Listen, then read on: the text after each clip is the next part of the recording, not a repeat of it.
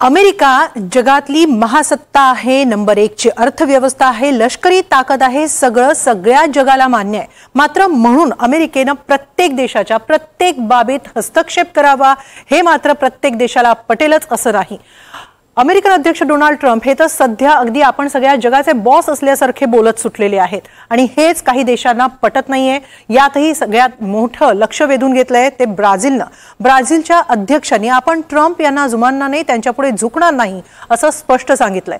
तर भारतानेही अमेरिकेसह युरोपीय देशांचा दुटप्पीपणाही उघड केलेला आहे। पाहूया जग कसं या टॅरिफच्या युद्धामध्ये दुभंगलं जातंय, ट्रम्प यांना कशी जोरदार टक्कर मिळते ते।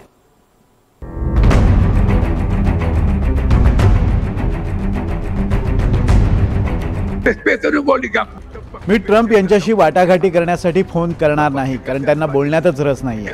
मी अध्यक्ष पुतीनना फोन करेन, मी पंतप्रधान मोदींना फोन करेन, मी ब्रिक्सच्या नेत्यांशी चर्चा करेन। मला जर ब्राझीलचं हित जपायचं असेल तर मी जागतिक व्यापार संघटनेकडे दाद मागेन, पण ट्रम्प यांच्याशी आता चर्चा नाही। माझ्यासाठी ब्राझीलचं सार्वभौमत्व सर्वोच्च महत्त्वाचं आहे।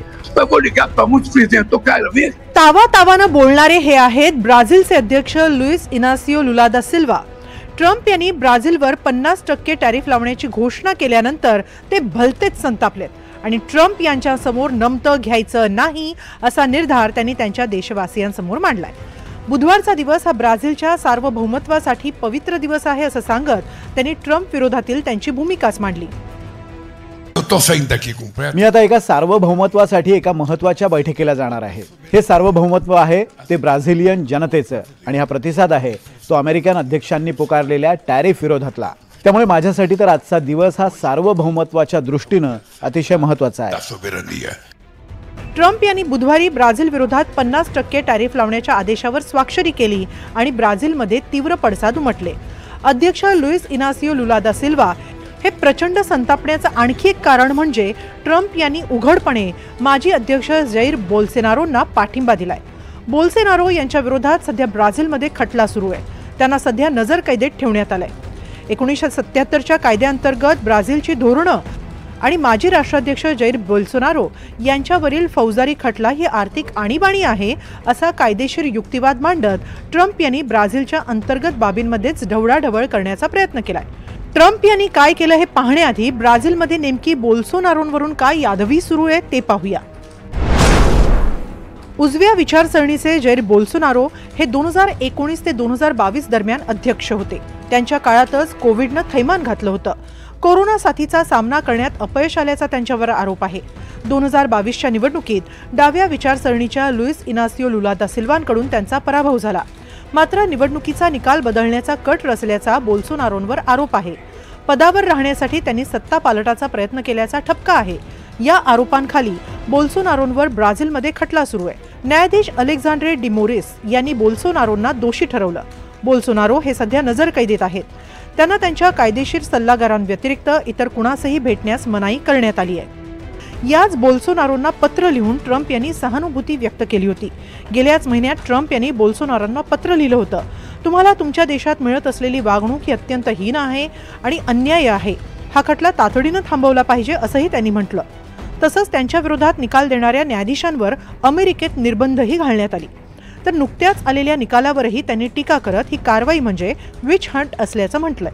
त्यामुळे डाव्या विचारसरणीच्या अध्यक्षांसह अनेक नेत्यांनी ट्रम्प यांच्यावर टीका केली आहे। ब्राझील सरकार, प्लॅनल्टो पॅलेस आणि आपले प्रशासकीय सहकारी हे आपल्या न्यायव्यवस्थेत इतर कुणाचाही हस्तक्षेप स्वीकारणार नाहीयेत। विशेषतः हा खटला माजी अध्यक्षांशी संबंधित असताना, त्यांच्या विरोधात पुरेसे पुरावे असताना हा हस्तक्षेपच चुकीचा आहे। जरी ट्रम्प यांनी आम्हाला पुनर्विचार करायला सांगितलं असला तरी ते चुकीचंच आहे आणि त्यांना ते नकोय।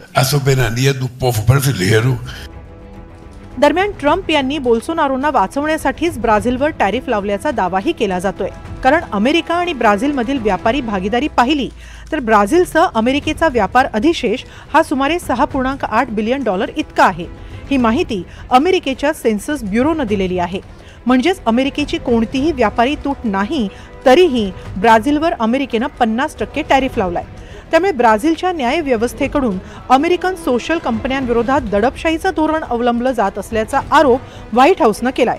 त्यामुळे टॅरिफ लावण्यात आल्याचंही सांगितलंय। या आदेशानुसार अतिरिक्त 40% टॅरिफ लागणार आहे. ट्रम्प यांनी याआधीच ब्राझिलियन वस्तूंवर 10% टॅरिफ लावलाय. तर या अतिरिक्त टॅरिफमधून ब्राझीलच्या काही वस्तू वगळण्यात आलेल्या आहेत. यात नागरी विमानं, त्यांचे सुटे भाग, ॲल्युमिनियम, टीन, लाकडाचा लगदा, ऊर्जा साहित्य, खतं या मालावर 40% टॅरिफ लागणार नाही. तर बुधवारनंतर पुढील 7 दिवसांत इतर वस्तूंवर टॅरिफ लागू होणार आहे. या आदेशानंतर अध्यक्ष लुला दा सिल्वा यांनी या टॅरिफशी लढण्याचा निर्धार व्यक्त केलाय. दुसरीकडे भारतानेही टॅरिफवरून तसंच अमेरिकन दाव्यांवरून आपली भूमिका जाहीर केली आहे. भारत रशियाकडून तेल खरेदी करून युक्रेनमधील रशियन आक्रमणाला खतपाणी घालत असल्याचा आरोप युरोपीय देशांसह आता अमेरिकन अध्यक्ष ट्रम्प यांनीही केलाय. मात्र भारतानं एक निवेदन सादर करत अमेरिका आणि युरोपीय देशांचा दुटप्पीपणा जगासमोर आणलाय. 2024 मध्ये युरोपीय युनियन आणि रशिया यांच्यात सुमारे 67.5 बिलियन युरोंचा व्यापार झाला.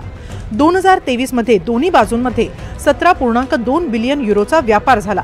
हा व्यापार भारत आणि रशिया यांच्यातील व्यापारापेक्षा कैक पटींनी मोठा आहे. युरोपीय युनियननं रशियाकडून LNGची आयात केली होती. ती 2024 मध्ये 16.5 मिलियन टन इतकी रेकॉर्ड ब्रेक होती. युरोप रशियाकडून केवळ ऊर्जाच नाही तर खतं, खनिज, रसायनं, लोह, स्टील यंत्रही आयात करतो. तर अमेरिकाही अणुऊर्जा प्रकल्पांसाठी रशियाकडून युरोनियम हेक्साफ्लोराईड आयात करतं. अमेरिकन EV उद्योगासाठी पॅलेडियम आणि खतंही आयात केली जातात. अशा परिस्थितीत केवळ भारताला लक्ष्य करणं हे अन्याय आणि अव्यवहार्य आहे. इतर कोणत्याही देशाप्रमाणेच भारतही आपल्या हितसंबंधांना प्राधान्य देणार. अशा समर्पक शब्दांमध्ये भारतानं आपल्यावरील आरोपांना उत्तर दिलंय. भारतावर आरोप करण्यात सर्वात पुढे आहेत ते अमेरिकन अध्यक्ष डोनाल्ड ट्रम्प. मात्र जेव्हा अमेरिकन अध्यक्षांना याबाबत पत्रकारांनी विचारलं तेव्हा त्यांच्याकडे काहीही उत्तर नव्हतं. सर, भारतानं म्हटलंय की अमेरिका रशियाकडून युरेनियम, खतं वगैरे आयात करते आणि भारताच्या व्यवहारावर मात्र अमेरिका टीका करते. यावर तुमची प्रतिक्रिया काय? नाही, मला त्याबद्दल काहीही माहिती नाही, पण मी अधिक माहिती घेऊन तुम्हाला सांगू शकतो. थोडक्यात आपलं ठेवायचं झाकून असंच धोरण आतापर्यंत युरोपीय देश आणि अमेरिकेनं अवलंबलेलं होतं. ते त्यांच्या सुदृढ अर्थव्यवस्थांच्या जोरावर. मात्र स्वतःला रशिया युक्रेन युद्ध थांबवता येत नसल्यानं केवळ रशियाचे मित्र म्हणून भारतासह ब्रिक्स देशांवर नाटो आणि इतर युरोपीय देश दबाव आणू पाहत आहेत. चीनवरही असाच दबाव आणण्याचा प्रयत्न याआधी अमेरिकन अध्यक्ष ट्रम्प यांनी केला. मात्र चीन तसूभरही मागे हटला नाही. उलट ट्रम्प यांच्या टॅरिफला टॅरिफमधूनच उत्तर दिलं. आता इतर ब्रिक्स देशही मागे हटायला तयार नाहीत असंच दिसतंय. एकूणच जग आता सरळ सरळ 2 गटात विभागल्याचं दिसतंय. त्यामुळे येत्या काही दिवसांत जागतिक राजकारणात महत्त्वाच्या घडामोडी दिसू शकतात. Bureau report, NDTV Marathi.